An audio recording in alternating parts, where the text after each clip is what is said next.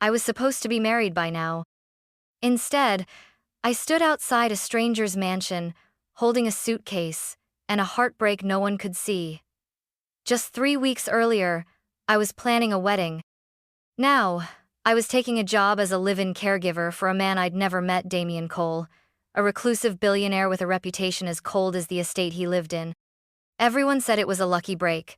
High pay, no night shifts, a room of my own. But I knew better. People like me don't get lucky, we get tested. What I didn't expect was that this house, hidden deep in the hills of Cypress Hollow, would hold more than just secrets and sorrow. One night, behind a locked door, I saw something I wasn't meant to see. And in that moment, I realized someone had brought me here for a reason, and it wasn't to help him heal. When you lose everything in one breath, the silence that follows is deafening. 3 days after David left me, I was still sleeping on my friend Megan's couch, pretending I wasn't Googling how to restart your life at 29. The wedding dress was boxed up in the back of her closet, and the last voicemail from him, cold, clipped, unapologetic, was still saved on my phone like a scar I couldn't delete. Then came the offer. I was in the break room at the hospital, nursing a bitter coffee when my colleague Riley nudged me. "You said you needed a way out, right? I might have something strange but well paid." I laughed. "Those two things usually don't go together." She handed me a cream-colored envelope with nothing but a name embossed in deep navy ink. "The Cole Estate, Cypress Hollow. A private care position," she said. "Live-in, full benefits. The last nurse bailed after a month, said the guy was impossible." I hesitated. "Who's the patient?" She lowered her voice. "Damien Cole." I blinked. The name wasn't unfamiliar, rumors circled around it like mist. Former tech prodigy, billionaire. Tragic accident in the Alps, paralyzed from the waist down. Vanished from public life nearly 2 years ago. "He's a ghost now," Riley whispered. "But they're still looking for someone to take care of him. They called the hospital directly." "Why me?" She gave me a long look. "Because you don't flinch. You're good in hard places. And, honestly, you need the change." I wanted to protest, but I couldn't. She wasn't wrong. That night, I reread the card 3 times before calling the number. A woman answered, her voice clipped and refined. "This is Mrs. Holland. You're calling about the position?" "Yes, Grace Whitman. I was referred. Be at the Cypress Hollow gates at 10:00 a.m. tomorrow. Bring credentials and references. No visitors. No distractions. You'll meet me at the north entrance." The line went dead. I should have felt uneasy, but instead, I felt curious. Maybe desperate. Maybe both. By morning, I had packed what little I had left: 1 suitcase, my nursing ID, a half-used journal, and just enough courage to put one foot in front of the other. The drive to Cypress Hollow was long, winding, and fog-draped. When the iron gates came into view, towering and still, something in my chest shifted. Not quite fear, not quite hope. More like the feeling you get right before a storm breaks, when the wind holds its breath, and the trees lean in to listen. Mrs. Holland was waiting by the door exactly as promised. Gray hair twisted into a perfect bun, a navy blazer that didn't dare wrinkle, clipboard in hand, eyes sharp enough to cut steel. "You're on time," she said without a smile. "I try to be. You'll need to do more than that in this house." She turned without waiting, her heels silent against the marble floors, as I followed her into the house that would change everything. And I hadn't even met him yet. The house was beautiful in the coldest, most intimidating way. It wasn't a home, it was a monument. Stone walls, vaulted ceilings, sharp angles of steel and glass cutting through the natural landscape like it dared the forest to come closer. Each hallway was muffled with carpet, so thick it swallowed sound. There were no personal photos, no flowers, no color. Just silence and space. Mrs. Holland walked ahead without speaking. She finally stopped in front of a dark oak door and turned to me, her expression unreadable. "Mr. Cole doesn't enjoy surprises. Speak clearly. Keep it professional. And don't, she looked me over, eyes pausing on my boots, make assumptions.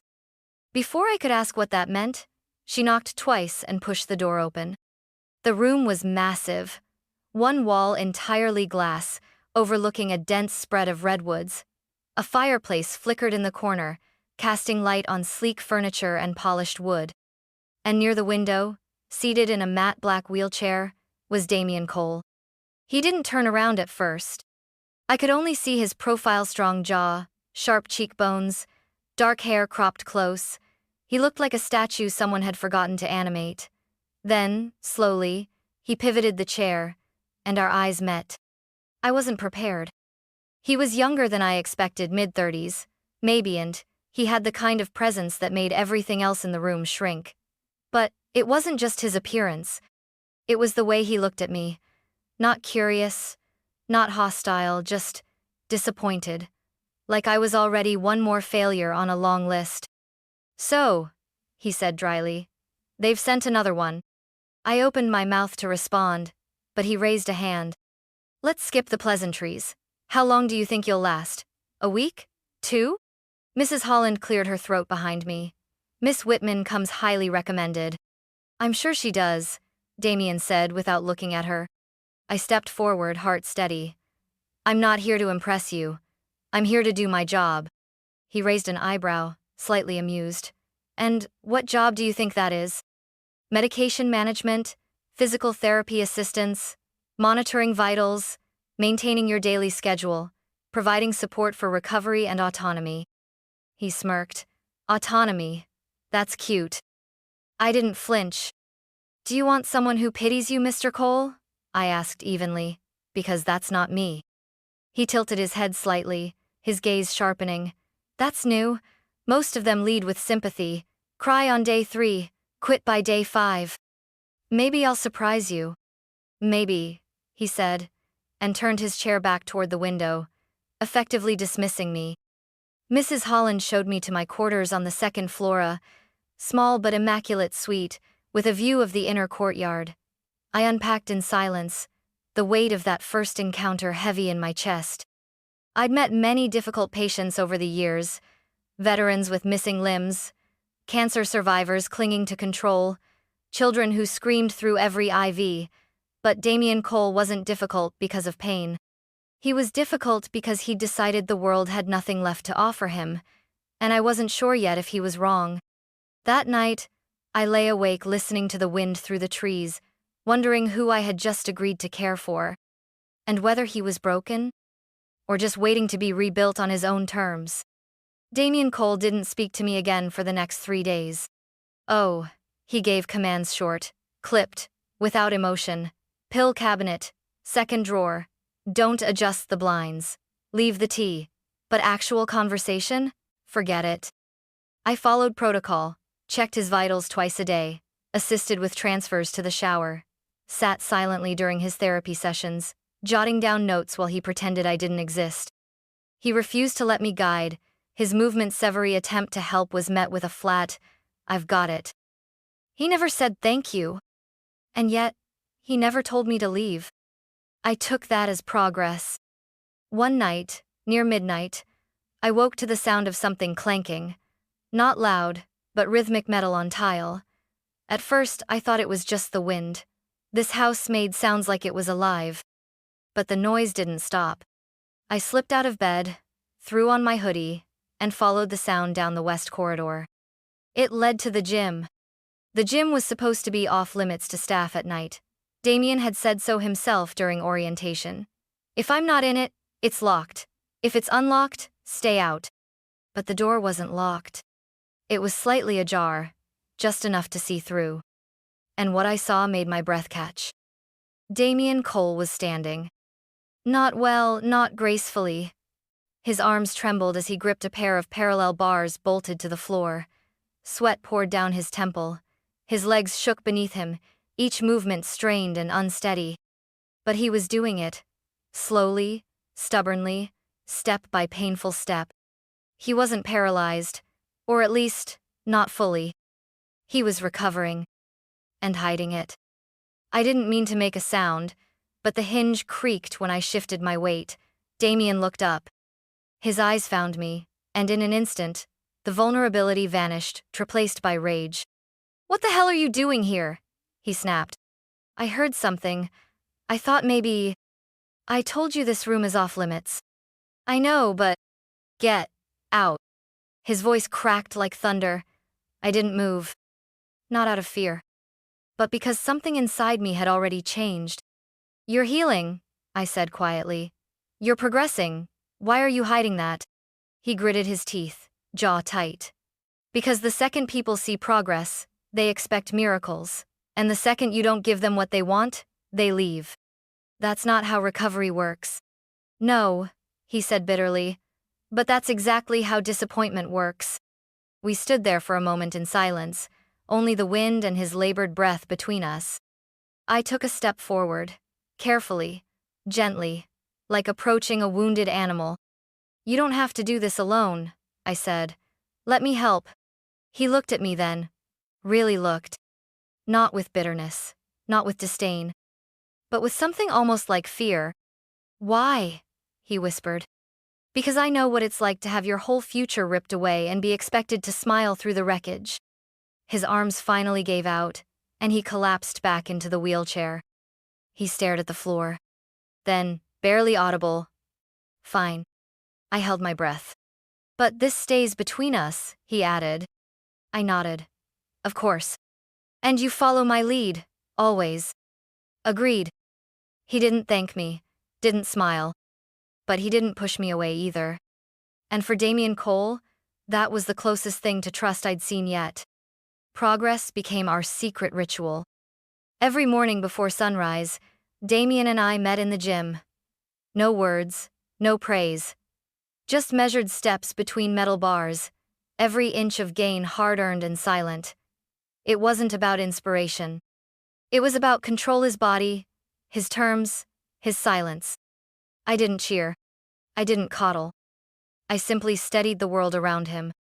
Then came the man with the perfect watch and the wrong smile. I was organizing medication refills in the study when I heard the voice smooth, casual, too loud for a house that lived in whispers. "Cole, you look like hell." I peeked down the corridor and followed the voice into the west sitting room.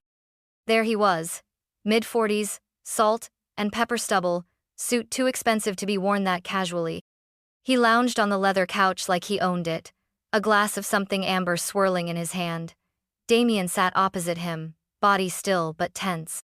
"Nice to see you too, Ethan," Damien muttered. "Ethan." I recognized the name. Ethan Drake. Former COO of Heliant Systems, now Damien's acting business liaison after the accident. "And this must be the new nurse." Ethan turned his eyes on me like I was a dish he didn't order. "Emily? Ellen?" "Grace," I said flatly, setting down a tea tray. "Grace Whitman." He grinned, unbothered. "She better last longer than the last one." "What was her name? Tanya? Or the one before that?" "She's not your entertainment," Damien said sharply. Ethan raised both hands in mock surrender. "Relax. Just making conversation."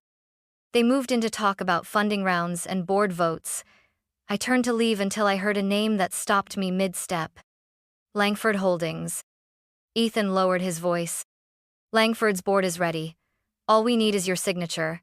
The transfer package is set once the shell company takes over.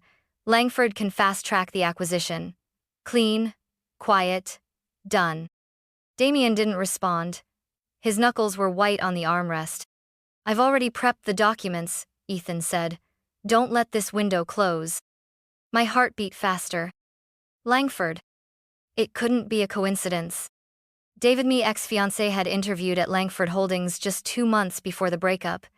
I remembered the suit he wore, the way he said, "They have long-term plans, Grace, big players." And now their name was here. In Damien's house. In Damien's company. I left the tray and slipped out before they noticed me still standing there. Back in my quarters, I shut the door and sat on the edge of the bed, pulse racing. Had I walked into something bigger than a private care job? Or worse? Had I been placed here? Picked not because I was qualified but because I was invisible? The perfect pawn? That night, As I helped Damien with his stretches, the silence between us throbbed with tension.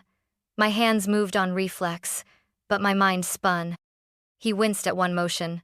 Distracted? I hesitated, then said, I overheard something today. He didn't look up. About Langford Holdings, about signatures, shell companies. Something felt off. Damien's gaze slowly lifted. You know Langford? My ex interviewed there, right before he left me. His jaw flexed. What was his name? David Wells. He froze, then exhaled, long and low. That name, he said quietly, came up last quarter, in a secondary acquisition. The air in the room changed. The lines started connecting. I looked at him. He looked at me. And for the first time since I arrived, I saw something I hadn't seen before. Fear. Not for himself. For what they'd already done. And who they might use next. I didn't sleep that night. I sat on the floor of my room, laptop open, fingers trembling over the keys, as I searched every trace of Langford Holdings, Ethan Drake, and most of all David Wells. It didn't take long to confirm what I already feared. 3 months before our wedding, David had accepted a consulting contract with Langford's private equity division through a shell firm called Westlock Advisory, which was registered to a holding company in Delaware. 2 weeks later, he began canceling venue deposits. A week after that, he walked out of our apartment. And now, here I was. At the estate of Damien Cole. A man Langford was quietly trying to force out of his own company. And I was inside his house. Trusted. Unnoticed. Exactly where they might want me to be. The realization made my stomach twist. I stared at my reflection in the black screen of my laptop. My own face felt unfamiliar. Was I really just collateral? Or was I a weapon someone else had planted without even telling me? The next morning, I stood at the breakfast bar, grinding coffee beans with a little too much force. Damien rolled in, silent as usual, but he studied me longer than normal. You look like you've seen a ghost. I might have, I said. Or maybe just the truth. He waited. I slid my tablet across the marble counter. David's been working with Langford, under a front. He left me right around the time Ethan started pushing you to sign that transfer package. Damien picked up the tablet and read in silence. Then, do you think you were placed here? I swallowed. I don't know. I didn't apply for this job. Riley, coworker, said someone called the hospital looking for help. Specifically. Did she say who? No. Damien's expression darkened. That means someone knew your name. Your history. And they knew it would fly under the radar. Because no one suspects the nurse, I said. Especially one whose life is already in ruins. The silence stretched. Finally, he asked, do you trust yourself? That question hit me harder than I expected. I nodded. Yes, but I don't know if that matters anymore. He nodded slowly. It does. I sat down across from him. What are you going to do? His fingers tapped the edge of his chair. Nothing. Not yet. Nothing? If they think I suspect, they'll accelerate the takeover. I need time. Proof. You're going to let them keep playing? I'm going to let them think they're winning. He looked at me then straight through me. But I need someone inside who knows how they move. I frowned. You think I know that? You were close to David. You've seen the way he manipulates. What he hides. That gives you more insight than anyone else here. I hated that he was right. I hated that part of me still burned when I said David's name out loud. But mostly, I hated that I didn't see it sooner. Damien leaned forward slightly. Are you in? I didn't answer right away. Not because I was unsure, but because I already knew the answer. Yes, I said, I'm in. It wasn't just about redemption anymore. It was about proving I wasn't someone they could discard. Not again. We started meeting every night in the study once the house went quiet. The room was dimly lit, all dark wood and brass, with a massive oak table that stretched the length of the space. Damien wheeled himself to one end. I sat at the other, and between us lay a battlefield of documents, shareholder records, legal filings, emails Damien had recovered through his attorney. The more we uncovered, the clearer it became. They weren't just trying to push him out, they were trying to erase him. Langford Holdings had funneled millions into shell companies. Ethan had masked voting shares under different names, and buried deep in one transaction was a familiar signature, David Wells. I stared at it until my chest burned. You were right, Damien said quietly one night, pushing a folder toward me. They didn't need you to sabotage anything. They just needed you here. Present. A distraction. They used me to make you feel watched, I said, voice flat, to wear you down from the inside. He nodded once. And if you hadn't found the gym that night, it might have worked. The realization left me hollow. It wasn't just betrayal. It was orchestration. A quiet, calculated attempt to dismantle a man by isolating him and using someone broken enough to never question it. Someone like me. They chose the wrong girl, I said. Damien smirked. A rare thing. I've come to agree. That night, I confronted Riley. I called her from my room, voice steady but sharp. Did you get paid for recommending me? There was a pause. Then, Grace, I didn't know what they were doing. I swear. A guy came by the hospital, said he needed someone discreet for private care. I thought I was helping you. You looked desperate? She hesitated, lost. I hung up. There was no point in scolding her. She'd been manipulated too. But now I was done playing anyone's pawn. Damien began training harder. Every morning, we started earlier. First 10 steps, then 20. He was still unsteady, still in pain, but he pushed through it with a fury that scared me sometimes. Like if he didn't reclaim control soon, it would kill him. And I understood. Because the same storm lived in me. One afternoon, as I adjusted the shoulder straps of his walking harness, he said, I'm calling for a special board meeting. Won't that tip them off? Not if Ethan thinks it's routine. I'll ask him to co-lead it, flatter his ego. And David? Damien's jaw tightened. If he shows, even better. He turned to me. You'll come too. Won't that look suspicious? You're my nurse. You don't speak. You observe. I paused. What are we expecting to find? Proof that the people who built this betrayal never thought I'd walk again, and that they never expected you to rise either. The day before the meeting, something unexpected happened. I was in the kitchen, reheating soup when Damien came in walking. No wheelchair, just his cane. I froze. You're pushing it. I want them to see me standing, he said. I want them to feel it. I watched as he poured himself a glass of water, one hand braced against the counter, breath controlled.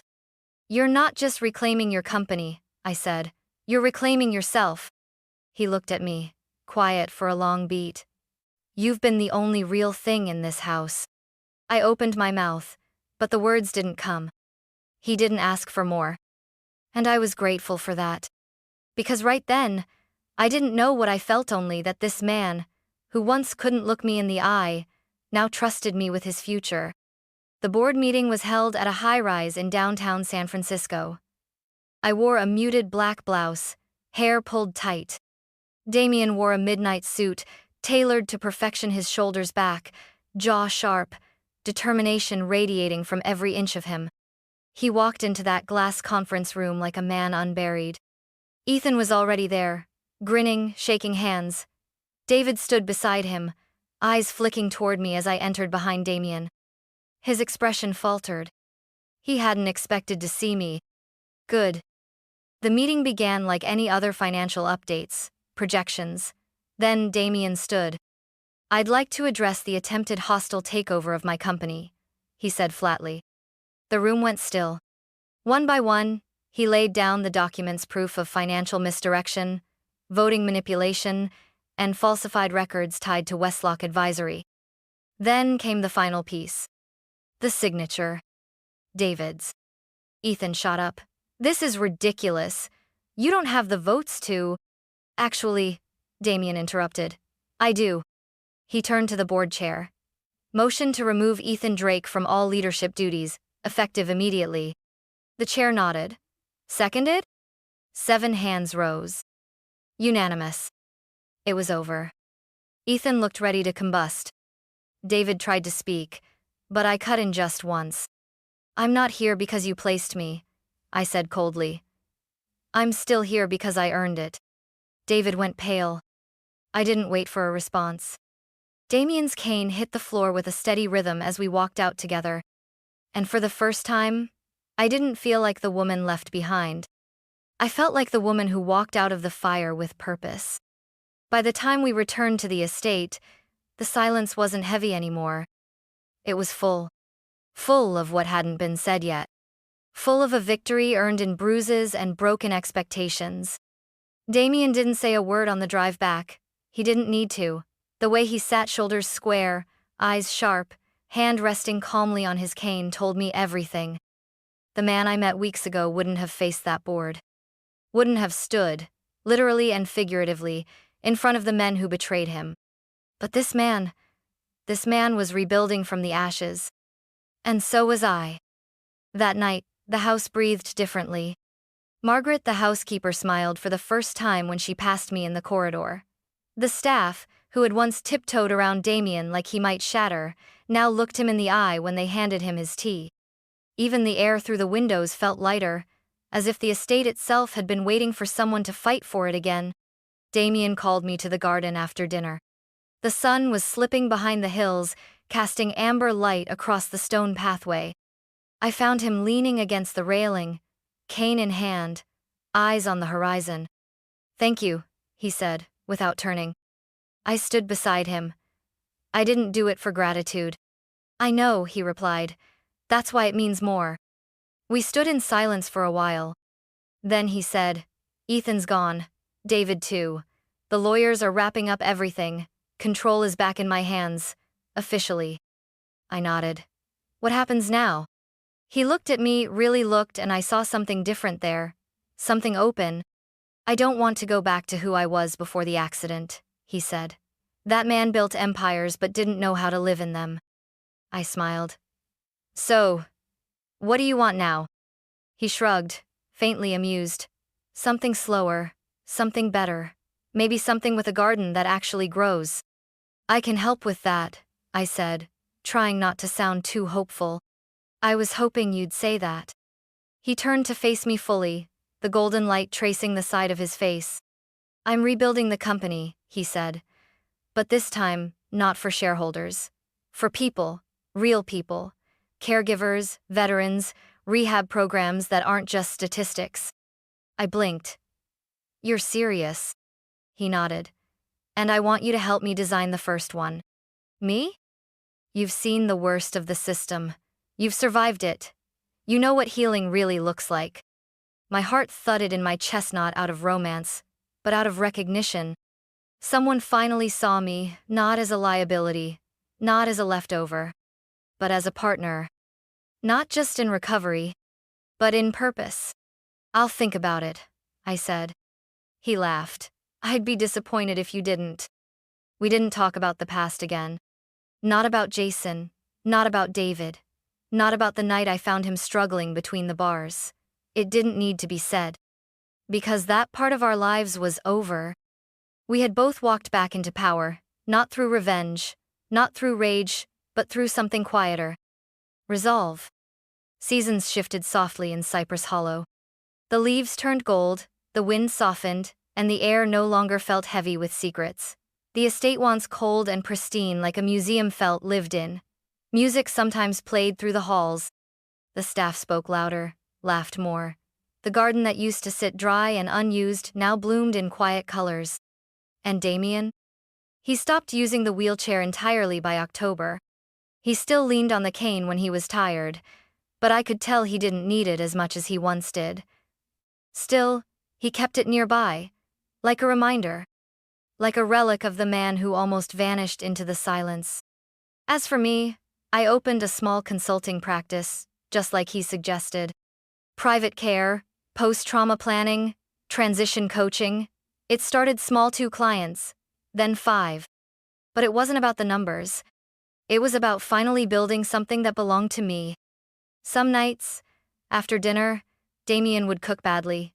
He cursed at the stove, burned the rice, always forgot the salt. I sat at the kitchen island, legs tucked under me, watching him argue with a frying pan like it owed him rent. I swear this pan has a grudge, he grumbled. If it kills me, I want it on record that you tried, I deadpanned. He smirked. You'd get the company. Actually, he said. No. I looked up. I moved the company into a trust last week, not just for legal protection, but to structure its next chapter. And I included you. I froze. Damien, it's not about money or obligation. You're part of why this place and this version of me exists. I just wanted you to know that. Before I could speak, he reached into his jacket and pulled out a small black box. My stomach flipped. Before you panic, he said quickly, this isn't what you think. He opened it. Inside, a ring. Simple gold, with a single sapphire in the center, not flashy, just quiet, meaningful. You don't have to answer today, or this year, he said softly. I know we're still healing. I'm still learning how to be a person again. But I'd like to ask anyway. He looked up at me, eyes steady. Will you walk this road with me? Not because I need saving, but because with you, I remember who I am. I didn't cry. I thought I might. But instead, I felt something else. Something still. Something whole. Like I'd stepped through the darkest part of the forest and found a clearing. Not a castle. Not a reward. Just a quiet space I could finally call mine. I picked up the ring, slipped it on my finger, and smiled. I'm not saying yes, I whispered, but I'm not saying no. He grinned. That sounds exactly like you. We never made an announcement. No big posts, no engagement photos, no headlines. Just mornings that turned into days. Laughter, growth, and two people who had every reason to give up but chose not to. On Damien's birthday, we walked the coast at sunset. Side by side, sand underfoot, wind sharp against our cheeks. He stopped and looked out at the water. You think we'll ever go back to who we were before? I shook my head. I hope not. He turned to me.